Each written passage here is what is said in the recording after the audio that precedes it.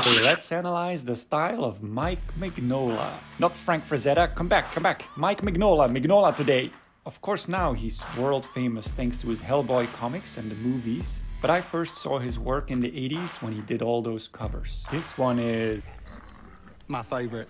Back when I was tracing Todd McFarlane, my buddy was tracing Mike Mignola. It took a while for me to appreciate his style, but later I bought many of his comics and realized what a genius he was. His early work, like in The Incredible Hulk, doesn't really show his style that much, but you could see traces of it in his covers already, like this jumping dude here. So let's check out some more of the typical things he does. Okay, so the first thing about Mignola to me is these clouds. And the difficult thing about when you make a lot of clouds is like you find yourself doing the same pattern over and over. So even Mignola here, he has like a big, small, big, small, big, small, big, small. So, but yeah, I think this is very nice where he gets it kind of different each time. Okay, then of course Hellboy, he did this a lot because of the theme, you know. Hellboy is always in graveyards and surrounded by statues. But he even did that in his early work. So like this Judge Dredd cup, like this is very Mignola to me. Like the statue of justice with the sword and the scale. And then of course, yeah, the pillars, broken statues. Even here in this early Wolverine cable, he has like this same style in the back. Then this kind of relates to that eerie feeling. It's these fades that he does. So here, so going from a thick black, stripy into nothingness. So without actually here, he doesn't do the clouds. He just insinuates the fog with these stripes. Yes, the Mignola fade. Also very easy to recognize. This is an early Mignola cover, and you can kind of see it in its early stages here, like the little dots. It's not really cross-hatching because they don't cross, but yeah, in his later work it's super obvious. Like let's say these Cyclops and Captain America cable. Like if you'd have a leg. So first of all, he takes a really sharp outline, like a really hard edge, and then drop a shadow on one side. So let's take this side now.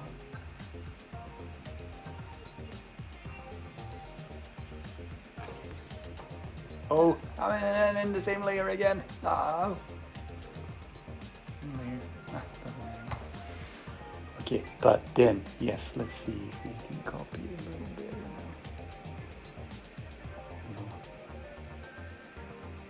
now. Is there an example of the fade? Like you can see Joe Quesada, he did this a lot when he just started out. Like instead of just feathering the shadow, just also like hinting at the rest of the muscle. Maybe like that.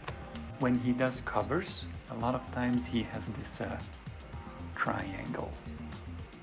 Very cool, Mignola style. This one, it's kind of hard to explain, but his faces really look Mignola-ish to me, and I've been trying to find like what makes it look so typical, but I feel like the bottom lip, a lot of other artists do this as well, but like this is so Mignola, right? Also, oh yeah, I didn't mention this, but like tapered shoulders, especially in Hellboy, or no, the colors, yes. So very simple color palettes, very sparse colors. Kind of like try to see how many. It's like four tops, and often there's of course a lot of black, and then a primary color with a little bit the same color but a little bit lighter or darker.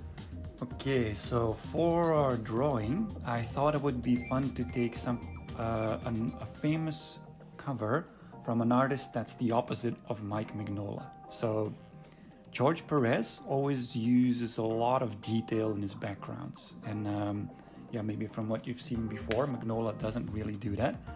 And also George Perez has these really soft muscles, kind of like a John Byrne type of feathering.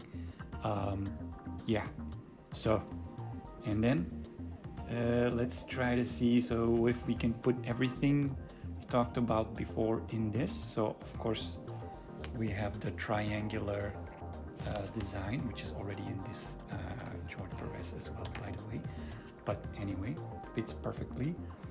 I'll use like the fade on his legs, but still have like the chunky clouds in the back. Then of course I'll set it in a cemetery, so it's like with yeah, the Gothic things, and maybe a statue of an angel in the back. Also, what else? Tapered shoulders. I'm gonna make him look down because Mignola kind of feels like down to me, so we'll be watching down. The shadow, heavy shadows, give him that lip we talked about. Yes, that's it, right? Kind of all of it in the chunky muscles. Yeah. So this is just gonna be pictures, because if I screen record, my computer drags. So here we go. 3, 2, 1.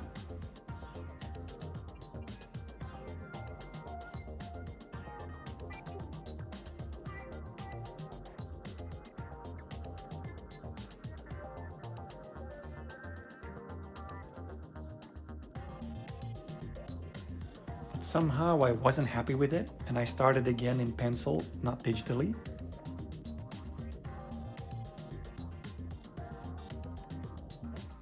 And ended up with very similar drawings.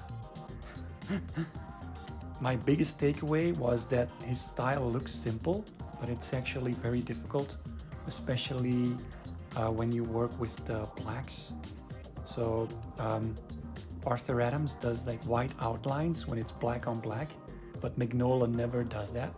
So you really have to see if your drawing is still gonna be legible if it's black on black. So yeah, major kudos to Mr. Mike Mignola, and thanks for a fun style challenge. Check out my Instagram page where I do a lot of these style challenges, and I think I'll do Mignola again because I didn't feel like I really nailed the style yet. So yeah, look forward to that. The link is in the description. Bye bye.